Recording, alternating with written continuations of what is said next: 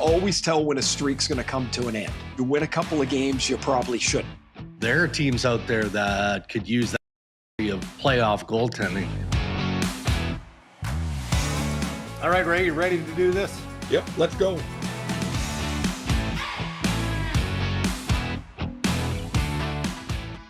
Powered by Reb Media in partnership with TSN, Season 7 of the Ray and Dregs Hockey Podcast, the playoff edition, presented by our title sponsor, Tim Hortons.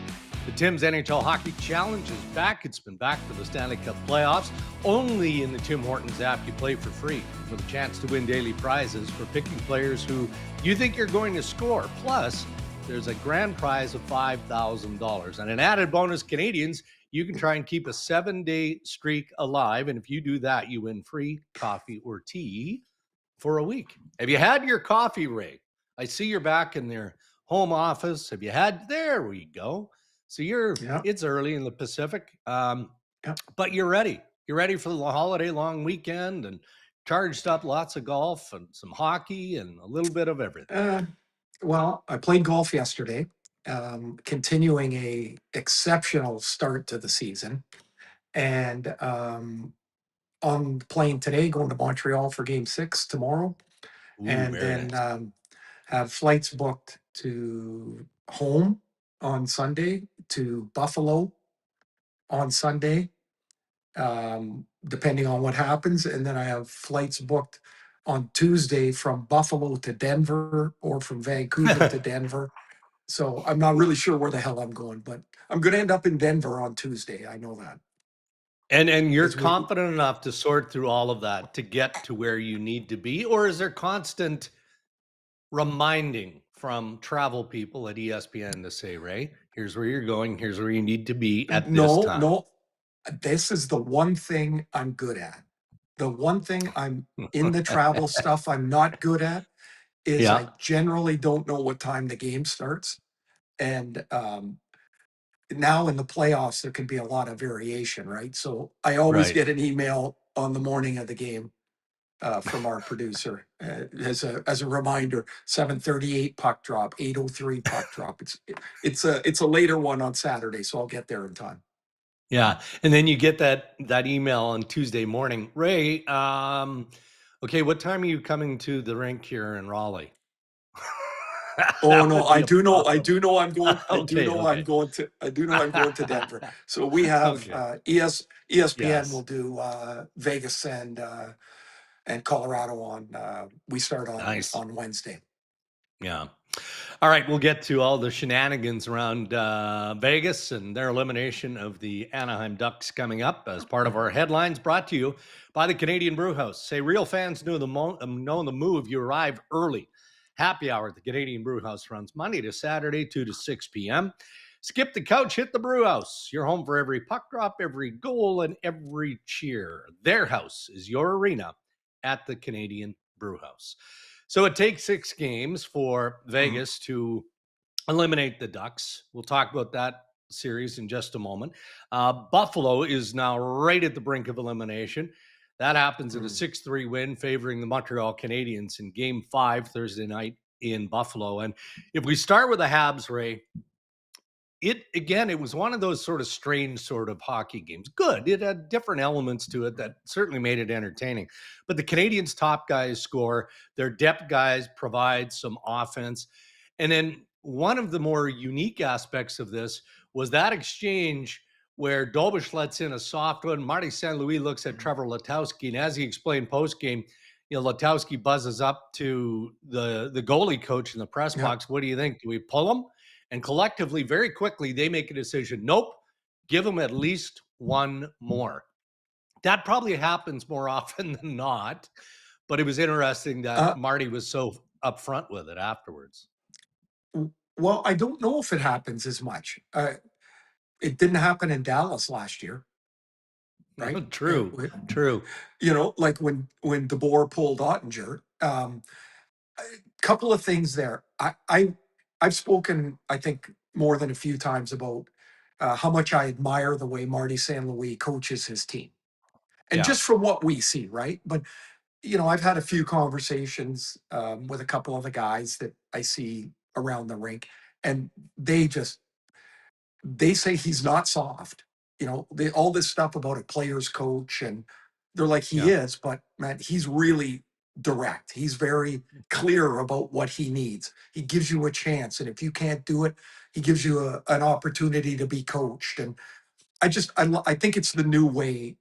It's the way it should be done. And Marty Right. gets it. Part of that is you've got to trust your people that you hire to do their job. And Marty he said it, I think last night, I've heard him say it before.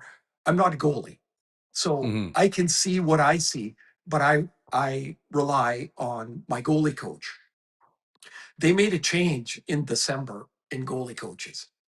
Yeah. And so clearly Marty has some faith in this coach. And Dobes's play as the season has gone on has continued to improve. So he gets in a rough spot. And I think it's really interesting that the goalie coach was like, he knows he doesn't have a lot of time. And he's like, nope, Right. Yeah. leave him in. And if you remember, moments later, he made a stop on Tage Thompson.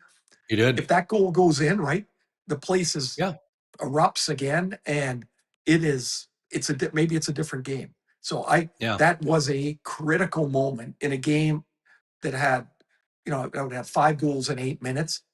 I put it on pause to go up and get my dinner, and my phone is going ding, ding, ding, and I'm like, what is going on down there? So I went up. It was 1-1. I came down. It was 3-2.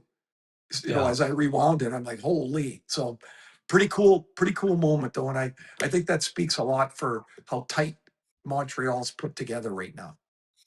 You always say that, look, your top players have to find a way. There are struggles 5-on-5, particularly in the playoffs, but at some point in a series to win, to advance, your best players have got to find a way to crack through. And we're seeing that now in Montreal. I mean, Cole Caufield finally gets the 5-on-5 goal last night in Game 5, but then you look at Buffalo, and Tage Thompson has had some moments.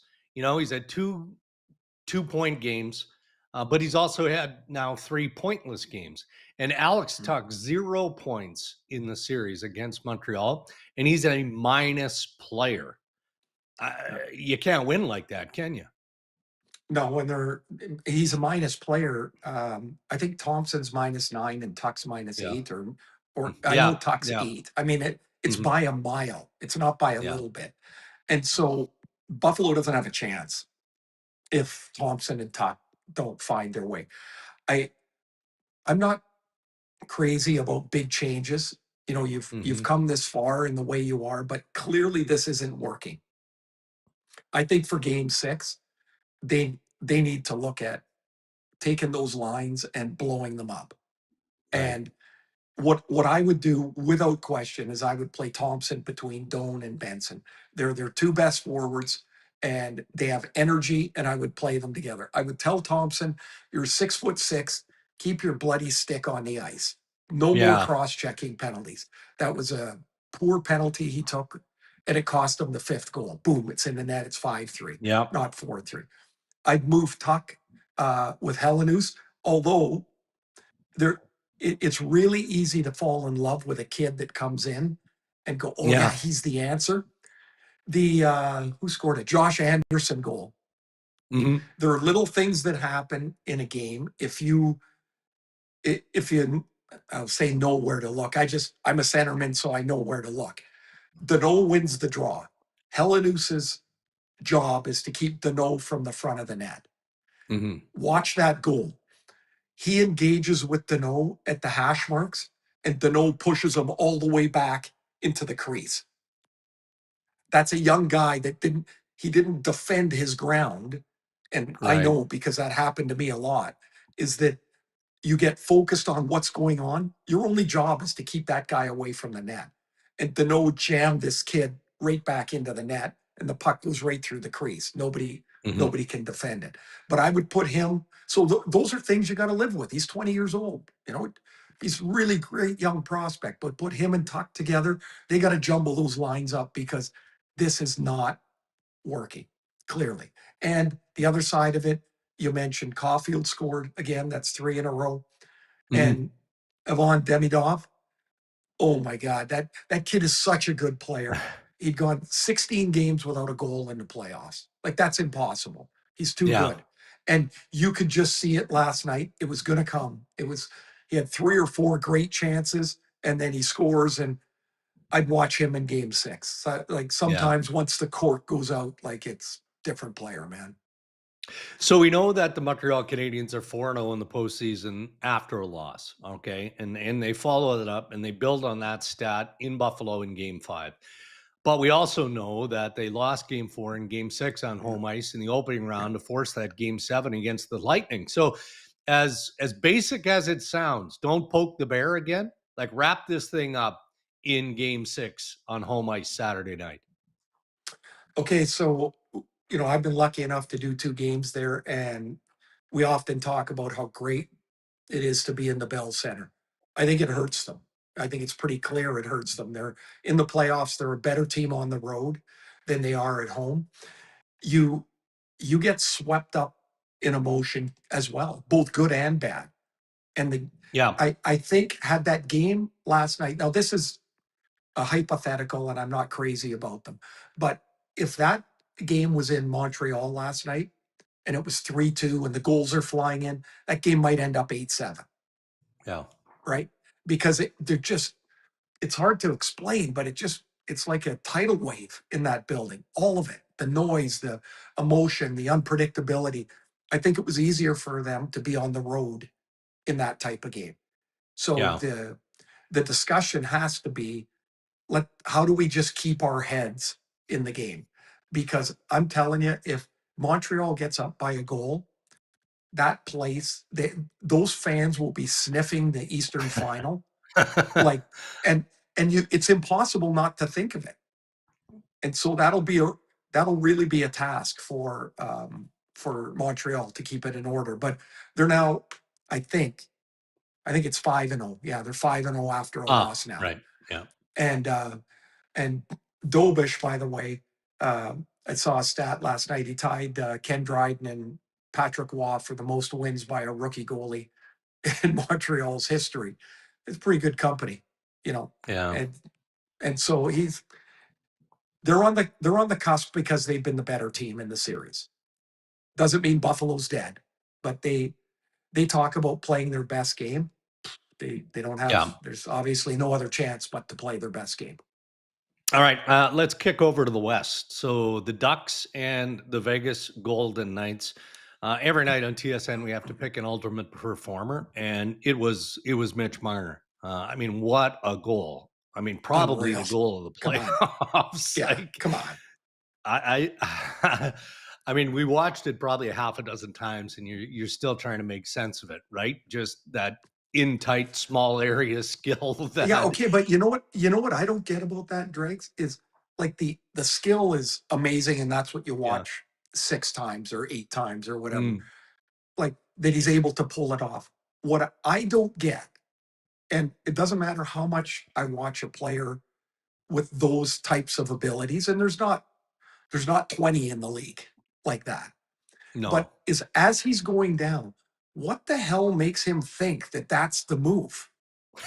Like, what is he thinking that he's like, oh yeah, this is the one where I stick it through my own feet Uh, and go back, like that to me is um that's the level of player that I describe the game as a movie. It's going along, and most mhm. players in the league, they watch the game like a movie as it's going Yeah, along. yeah. That play by Marner, he already knows what the next scene is. And I think it's amazing to pull it off, but to actually think about it. Mm, And it's not like he goes down and he's plotting it out, but in his reaction, in his brain, he's like, yeah, bang, boom, and it's in. And yeah, I just thought it was an amazing play. And if I yeah. were Brett Howden, I'd be buying Marner dinner, because when those guys are out there shorthanded, Jesus, man, Yeah, they are so good, so so dangerous. good. Howden's having an amazing playoff. He is. Yeah. I mean, both those guys, obviously. And then it somewhat overshadows Dorofeyev and the Yeah, night that he had. right, in a clinching game. So, Vegas, even though they faced adversity certainly all season long, but they're facing it because of injury now at this point. They are a team that everybody's going to have to be mindful of, right, as they gain that momentum. But in saying all that, to pay a little respect to the Anaheim Ducks, in the end, do you think they were just outmatched? Is that what would help Vegas prevail here? Yeah, I think so. I think the second round is a great place for a team that is clearly on the rise. Like there's no question. I think what they knew all season long and probably played out was their growing pains are on the side of the puck when they don't have it. Yeah. Is they don't quite check well enough. They don't quite defend well enough. But some of that is just that they're incredibly young. And it's not like they got to go get 6 new players. They need 6 months of age on these players.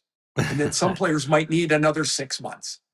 But just think of the experience they all gained in this. They'll be better for it next year. And there'll be changes, and there is every year.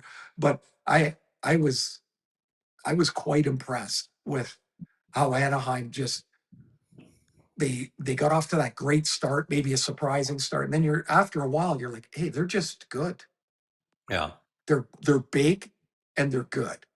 And that's a really positive result for them. They'll be disappointed, of course, but positive result. One thing I'm going to say about Vegas, you talk, they don't have them,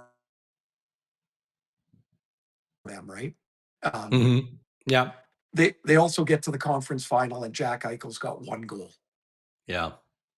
Like if you would have told me those 2 things were going to happen, I would have said, nah, they're not going to get to this point. Yet here they are. And here they are. They fought through some things. We'll see if they've got enough for Colorado. I still think Colorado's the best team. Okay, well, we'll dive deep into Colorado and Vegas in the Western Conference Final in our next edition of the Rain Dregs podcast. Give you a bit more time to invest and prep and do everything you're going to do on the weekend and gearing up for that series. Well, no, I'm just worried about tomorrow in Montreal. I'll get to those guys later. Oh, that's right. Yeah, well, we got lots of time. So you already forgot? Come on, Drakes. You already forgot. I told you once already. Jesus. I know, but you told me you were going to be in Colorado on Tuesdays, so that's where my brain was going. Yeah. Thank you. Yes, you were correct. Off ice stuff, and there's plenty of it. I guess let's start with the most recent. We'll get to Edmonton and the Knoblauch firing and everything else that's gone on this week. But we just talked about Vegas. How about Torts ditching the media post game 6 last night?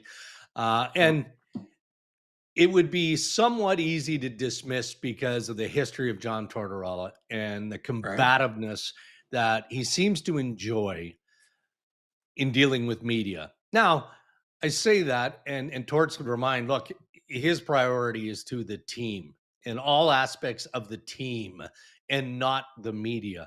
But he doesn't do a post-game media availability after the elimination of the Ducks last night, a mandatory availability. I know that, look, by the time people are listening to this, the news is probably going to be out, but I know the NHL is investigating why. Why didn't you do it?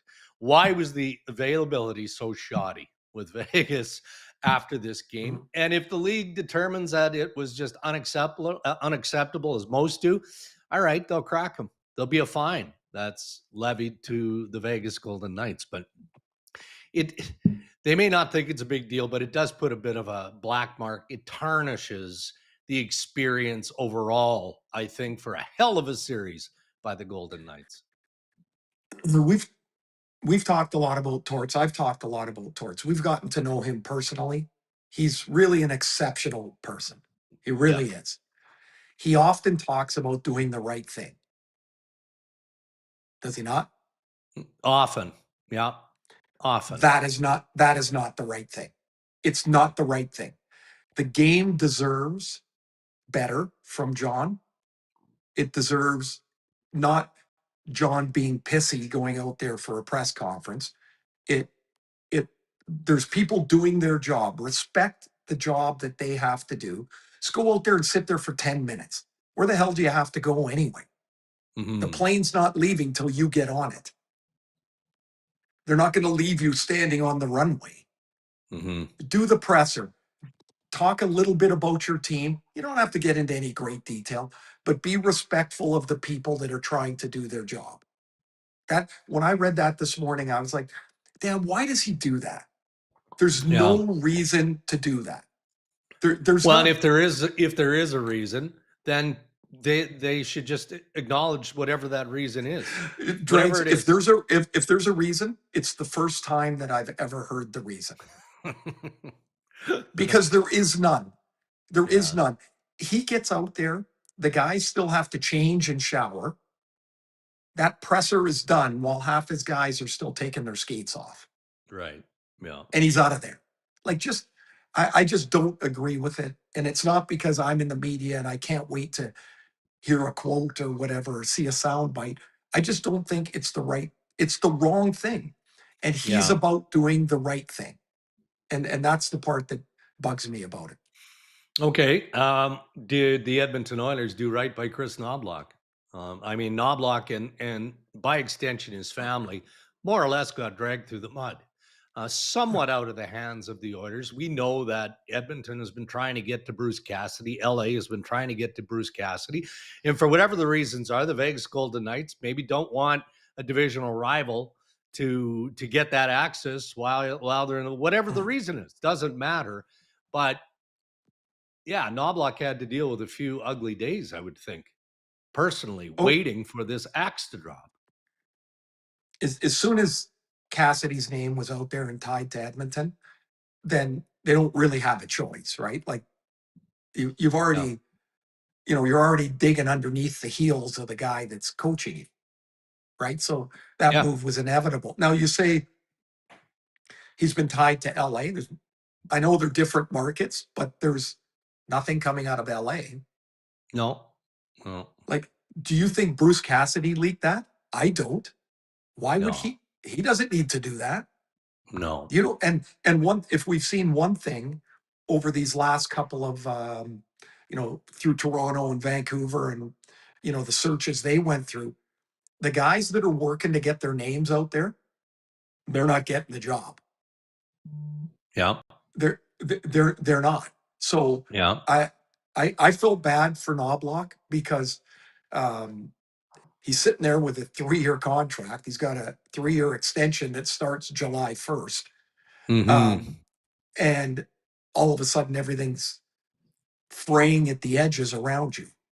And so I don't know why it was leaked or who leaked it or anything like that, but it's sloppy and it's not a good look for the Oilers.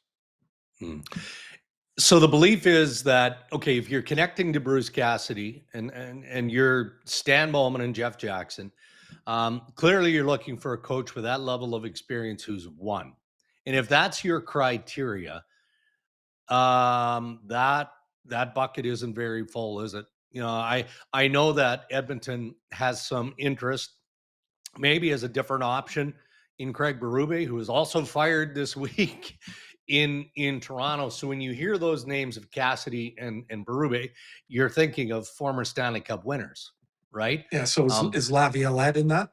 Lavi would have to be in that conversation. If that's the criteria that is being established, and it does sound like that's what they're in the market for, is a closer, right? A closer type of coach. All right. Well, if you don't get access to Cass, and we're assuming that Bruce would be number one on their list, just based again on a leaked report. But you do, if you're Edmonton, have to consider Laviolette and Berube if that level of experience is as valued internally as we believe it is. I see why that's the case. It doesn't feel like the window's opening in Edmonton, right? So there is urgency to it. Most people talk about 2 years of McDavid. Really, it's one. It's one.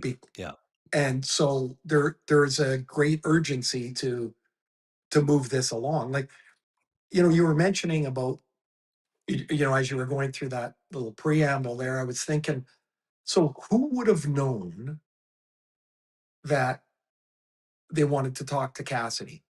The owner, the Yes, president, the GM. correct. Nobody So else should know about that. somebody associated with that It has to group, be. that level. Has to Yeah, be. yeah. Like, and that just it's put them in an uncomfortable spot. And so that now they've fired Knoblauch, and of course when you fire a coach, the owner has to sign off because he's the guy writing the check for the next 3 years for Kris. And um, it is a small window of people that seem to fit that criteria. Yeah. I don't know if we're Yeah. forgetting anyone. Would Gerard Gallant be in there? Maybe. Yeah. Like I'm just trying to I think mean, of beyond older. those three, with all due respect to Turk, I mean, those are three pretty established names. Sure. If that's Yeah. again the criteria that you're leaning heavily towards, because Well, there's lots you're of not. qualified coaches, right? Yeah, you're not hiring, a first timer. That's not going to No, happen. no. And, Let me ask you this. If you're Bruce Cassidy, or let's just lump all three, but we start with Cassidy because he's been the focal point of the speculation. Do you need, okay, large assumption. First, you have to get permission to speak to the team. How quickly do you get to Connor McDavid? Like, okay, if you immediately? sign your contract at 1:00, But what if, I assume. no, I'm asking if you do it before you sign that contract. You have a conversation with Connor before you agree to take the job. So as I'm getting your timeline, you now have permission. So Yeah. the Oilers contact one of those guys. You have to be pretty sure you're getting the job. Like, you can't, like, I can't call you and I'm calling Right. two other people and all three guys are calling Connor. Like, you can't do And that. maybe that wouldn't be the approach of all three. Maybe, I don't know. That's what's twisting through my head. Well, I was going to say you sign your contract on DocuSign at 1:02, and as soon as you hit that send, you dial him.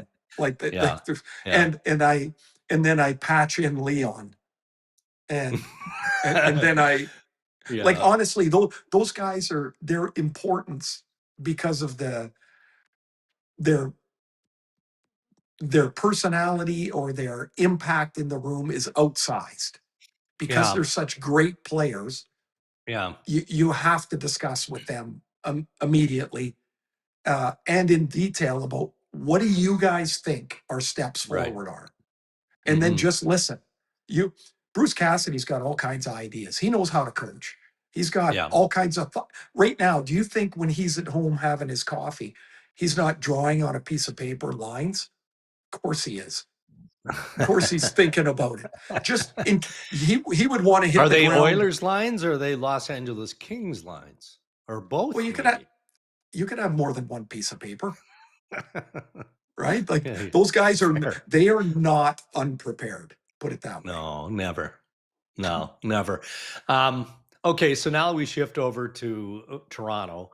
I don't think I was surprised that Berube got let go. Maybe marginally because of the things that John Chayka said when he was officially unveiled. The fact that he was going to lean on Berube, right, as an experienced voice, all of that. Well, they leaned on Berube in a big way. I mean, they had a Saturday meeting that went almost 5 hours. Chayka, Sundin, and Berube. And as you would expect, they talked about all aspects of the organization, primarily the roster, but what do we need to do moving forward, all that kind of stuff. And then a few short days later, the call comes in. Yeah, sorry, we're going in a different direction. Happens all the time. Berube's under contract for the next 2 years. But Toronto is much different than Edmonton and different than LA in terms of the work that needs to get done. And that's what, to me, makes the coaching hire in Toronto even more fascinating, because it's harder, isn't it, to pinpoint what their criteria could or should be. I could see. I don't know Kris Knoblauch very well, and I'm not connecting the dots here, but I think he would be on Toronto's list, only because he is a coach that does lean on analytics in making his decisions and all of that. Right? He helped that team to 2 Stanley Cup Finals, Game 7.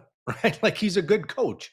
So why wouldn't you at least want to talk? Jay Woodcroft, Ray, coming off that Anaheim Vegas series, there's more and more talk. He's going to get a head coaching job.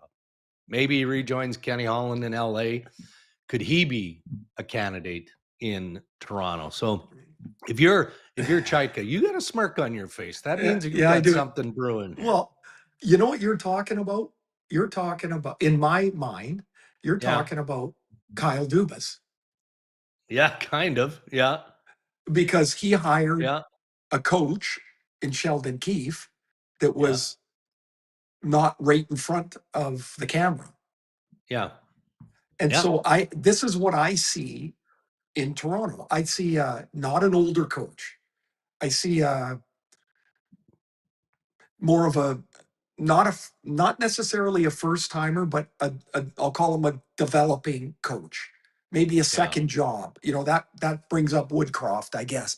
But I see somebody more along those lines than the big name guy that, you know, like, it's not a Mike Babcock. Like, you know, when Toronto hired Babcock, it's not a big name like that, I don't think. So maybe after that meeting with Berube, they went through and they talked about everything and they went, you know what? We've got this information. I'm not comfortable with Craig executing what we're talking about. Like, it could be as simple as that. And that's totally John Chayka's prerogative. Like, that's what he's sitting in that chair for. And there are several ways they go. They mentioned data centric so many times. Yeah, I know. That it feels like it has to go in that direction, or it would be an odd hire. By the way, one other thing about data centric. I don't know who isn't anymore. I know. I don't know. I mean, I'm sure some teams weigh it more heavily than others. But I've not come across anybody in the discussions that I run into where they say, "Oh yeah, we don't use analytics." Like, that does not occur. Yeah, they all do. Yeah. What do you know of David Carle? You know, I reached out to, we had a back and forth probably over a month, maybe a bit longer, because, you know, again, a very successful, decorated coach in the NCAA. I mean, this guy has a winning pedigree. He will be an NHL head coach. It'll be on his terms and his timeline. And I'm not talking about him being greedy and money grubbing. I'm talking about him, you know, for family reasons. He might go, hey, I got a good thing going here. I'm just going to hold on. I'm going to stick with it until my kids are a bit older or whatever, right? I mean, everybody has that kind of stuff. And that was the sense that I got when, you know, Chicago first tried to hire him, and the timing and the fit wasn't right. And he didn't tell me much in our back and forth when I reached out several weeks ago, but I got that sense again. Yet there's a name every time there's a coaching vacancy that is out there. And mostly it's probably media driven than anything else. But in your circles, in your travels, in conversations that you have with other coaches, I mean, do we know anything more than what we know? I mean, he must be a good coach, but anything more on him? No, I don't know him, not met him. You know, I run into people that cover college hockey that have interacted with him. They're like, they all say he's smart. He's very, very clear about what he wants and what he needs from his team. Clearly highly thought of in the coaching community. What's interesting to me is, as you know, he's young too, right? So, and the reason I bring that up is because his kids are young, and it really becomes difficult to try and thread that needle about when is exactly the right time to, you know, they're in Denver, they've got a great life. He's a fabulously successful coach. And when do you take that leap? I'm sure he has grander ambition, because nobody seems to not have it if you're in a competitive work, which this is. But it's really hard to thread a needle. Who would he? I thought Chicago was about perfect for him, mainly because of the youth of the team and the possibility of the upswing. But clearly, it wasn't time because he went back to Denver and won another national championship. So the resume doesn't get worse for him. No. It'll be what he wants, but he's not signing a coach, or he's not signing a 3-year contract to leave Denver. That's not happening. No. And he's writing in some pretty big numbers. Do you believe in the logo though? I think it was Bruce Boudreau on a podcast this week that said, if the Toronto he wasn't talking about David Carle, just generally speaking, when the Toronto Maple Leafs call, whether it's a coach or a general manager, everyone who is a coach or a general manager wants that job. Like, so would that matter more, you think, to Carle, that, okay, it was Chicago, a historic franchise, the timing wasn't right. I don't know that the Maple Leafs are calling me again. This one might be too good to be true. I don't know if it matters. Bruce says it does. Maybe it does to him. Maybe it doesn't to me. Right? Like it's different. Yeah, my point is it's it's very, very different to everybody. Not, maybe he doesn't want to move to Toronto because we're speaking specifically of Carle. But here's one thing that I think it gets bandied about a little bit, and it was certainly in the Vancouver search where they're like, people don't want that job. Bullshit. There's 32 general manager jobs. If you're one of those guys that's in that line of work, you listen to every one of those calls that comes in. You don't listen for, I only want this team or that team, because you're going to be 147 years old when the stars line up. You listen to whichever job opens up. And so now it might turn out to be, they're not paying enough. The coach and Team X doesn't interest, that coaching spot doesn't interest David Carle for term of contract, type of team. Like, we'll go back to Bruce Cassidy. LA is not on an upswing right now. They're in a transitional time. Would Bruce be interested in that? Yeah. Maybe he wouldn't, because he will have other options. There are other coaches, if it's not DJ Smith, they'd be like, yeah, that's a coaching job in the NHL. I'm interested in that. So everybody's different. David Carle sits there with every card in the deck because he's happy where he is. Okay, you briefly touched on Vancouver, and we need to go there. Big news, as they sifted through their process. And I don't think that anybody was surprised that they land on Ryan Johnson as the general manager. Maybe there would be some who don't know Daniel or Henrik Sedin that would be surprised that they were promoted to co-presidents. Anybody who knows the Sedins wouldn't at all be shocked by this. I mean, they're just high character Hall of Famers. And in time, they're going to make the Vancouver Canucks better. But there's been lots of reporting over the last several days. I mean, one minute it's Evan Gold, who's a shoo-in to be the general manager in Vancouver. And no, he isn't. There's still time for RJ. And then ultimately, Francesco Aquilini decides, with some influence from Henrik and Daniel, who were reportedly involved in the interview process at the end, in talking to Evan Gold, that Ryan Johnson, the internal candidate, is the best fit. To me, from afar, it feels like Canucks hockey operations is in a good place. They're in good hands. Is that the way it looks to you? Well, it does. Now, I'm a little biased because I've known the twins for a long time. Henrik better than Daniel. Our kids played soccer together, so spent a lot of rainy Saturday mornings on a soccer pitch. Yeah. I've gotten to know Ryan over the last couple of years a little bit. It is not mutually exclusive to be a nice guy and be competitive. If If you meet Daniel, Henrik, or Ryan, you would say, wow, these are really exceptional people. But if you think they're not competitive or can't make a tough decision, you don't know them. Daniel and Henrik still run competitively. They're lunatics. They race each other like it's the last race they'll ever run. It really is something. It's crazy. If you watched Ryan Johnson play, Yeah. they're good to be in the league. He's been in this organization for a decade and has seen everything that's worked and everything that's not worked. And if he says by observing you can learn a lot. Yeah. So he would have a sense of that here in Vancouver. The reporting on this was all over the map, and it's incredible how much it careened from side of the street to side of the street.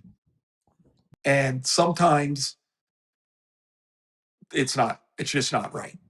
Right. Yeah. It just wasn't right. So they get to the point where they hire these three yesterday. They have a press conference. I know there is some great affinity in this city for the Sedins because of what they've meant. I'm going to tell a quick story because I know this, but some years ago they donated $1 million to the Children's Hospital here in Vancouver.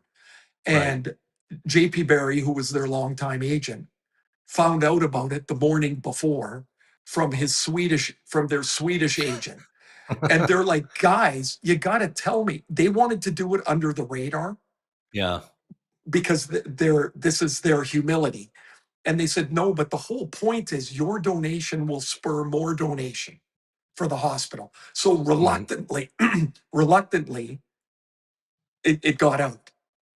Like they're just incredible people. So there's this affinity in the city for Henrik and Daniel. I've not seen a more positive Canucks reaction in the community in a long time. Now they got to get to work and make the changes they have to make to accelerate or not accelerate, to move along the rebuild. They got 6 picks in the first 100. This will be the first decisions that they make. And there's a lot, not to retrace and go back to the coaching, but I was asked an overdrive point blank about Manny Malhotra, right?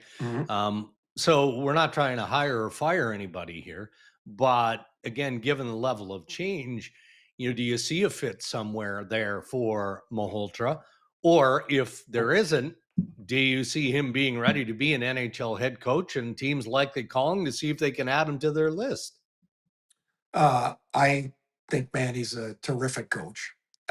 Calder Cup championship 2 years ago. This past year, like the Canucks season, was an absolute train wreck. The Canucks called all the guys that were supposed to be in Abbotsford. They called them up as they were trading guys out of here. They had no players. That's just the way the American League goes sometimes. Here, to me, here's the biggest complication. And it's going to put their front office under not pressure, but under an immediacy, if you will, of firming up their draft list. If they think Caleb Malhotra is the third pick, I don't think Manny wants to coach his son. I think they find that to be really difficult. And I get the Daryl Sutter coached his brothers. Yeah. Like didn't Dave chat him? Yes. Yeah. Right. So it has been done. I would assume it would be difficult. But if they think Caleb Malhotra is number 3 on their draft, which is where they fell in the draft, maybe that means that Manny won't be considered or won't let himself be considered. But he's not going to be out of the NHL very long. Oh, no. All right. Excellent stuff, Ray. Those are the headlines. Thank you to the Canadian Brew House. It feels like Tim Hortons has always been part of my routine, certainly as a dad. You know, as a coach or taking my kids to the early morning hockeys, had to go through the drive-through and get my cup of coffee and get the Timbits for the kids. Can I get a medium coffee with milk, please? Then even driving in the studio now at TSN. If I don't go through the drive-through, get my medium coffee with milk, I feel like my routine has been interrupted. And here's your coffee. Thank you. Have a great day, guys. You too.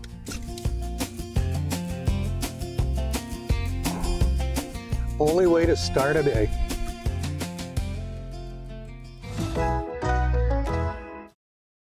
Let's shift over to, well, the Tim's Hockey Challenge. And we're plodding along here. It's the playoff edition of the Tim's Hockey Challenge, where every single night when there's games, no games. We're recording this on Friday as we bring in Kris Knoblauch. No game on Friday night. So we're going to have to settle for game 6 of the Habs and the Buffalo Sabres when we pick next. But we did make some selections earlier this week, Zuby, and I'm going to dive on the sword. I went over. I got the snowflake again, but it sounds like you and Ray made some progress. Well, we did. And what's the only thing more inconsequential than an empty net goal? I would say it's the second empty net goal in the series of empty net goals. And so Ray and I both cashed in on one Brock Nelson scoring the second empty net goal to make that, I think, a 5-2 final in that game with 7 seconds remaining. So Ray and I each got one. So I'm sitting in the lead. I don't know if I'd say comfortably, but I've got a lead of 2 over Ray. So I've got 5. Ray's got 3. Dregs has 2, and there's another guy playing as well. Well, as we know, sun comes up in the east. Rashad gets a 0. It is easy amazing. Now. It's not you just sit back there. You know what are you going to say, Drake? You're going to give it to him. The nickname isn't Shogger or Shoggy or any of that. It's Ofer. Ryan. I do Ofer have. Could have legs. I'd like to put this on the up to vote. I did select in my 3 Brett Kulak. Okay. Right now, he scored the next game. So does count. That okay? No, no. And he scored in overtime. Can I get a half a mark for that? Yeah, half a mark. Significant goal, series winner, pretty important. But there's no way to amend the Tim's Hockey Challenge. No. Okay. And now things are going to get really tight here, fellas, because we know it's never going to be. It's only going to be 1 game per night for sure when we're playing. We struggle here occasionally with 2, but our mettle is really going to be tested now, fellas. I think. Why don't we do this? I'm going to throw this out as well. Why don't we pick one every game? There's only 1 game a night. Okay. And just just play through the rest. I mean, we're down to the conference finals. I'm good with that. It's not. And if you forget, obviously you get 0. You go 0 for 3. No, this is only on Zuby. This is on Zuby. Oh, so I have to. I'll be the one to remind you guys every day. Yeah, I know you're parenting and you've got small children and you're busy. But however, please remind Dregs and I that we need to. Don't worry about problem. Ryan. I have time for that. No sweat. Ryan doesn't. That's actually a good idea. We can manage that. That's a good idea. That'll juice things up. That'll give us a little bit more push. I love it. Ryan, if you get to pick every day, you could get to 2, Ryan. This could be great. I told you guys I don't even warm up until the conference final, so I'm coming for you all. Well, that worked for you in the first 82 games of the regular season. I know when it matters, Dregs. I know when it matters. All right, fellas. Okay. Thanks, Zuby. All right, there's Kris Knoblauch, the Tim's Hockey Challenge. That is a good idea. That's progressive thinking. That's why this podcast is one of the best, Ray. No, that's a good once idea. in a while. That's good. Okay, so I guess I was going to ask what you've got going on, but I'm reminding myself because you reminded me that you're traveling. You've got the Montreal game 6, Montreal and the Sabres on Saturday, and then shifting over to the Western Conference Final. So you've got a lot happening. I'm packed. I'm ready to go. I did notice Cammy moved my bag closer to the door. I'm not sure why, but I'm one step and I'm out the door. So yeah, flight this morning. I'm sure it will be a really cool scene to be in Montreal, and then we'll see if the fourth of the 4 conference finalists is figured out Saturday night. Yeah. All right, buddy. Well, all the best, safe travels, and we'll be looking forward to your call. Yeah, have a great weekend, Dregs. Thanks. And everybody, thanks for listening. And we'll talk to you next week when the conference finals are about ready to go. Yes. And thanks to our sponsors who continue to support us here on the Ray and Dregs Hockey Podcast. Our title sponsor, Tim Hortons, thank you. And thank you to the Canadian Brewhouse. Enjoy Game 6. In the meantime, stay safe, everybody.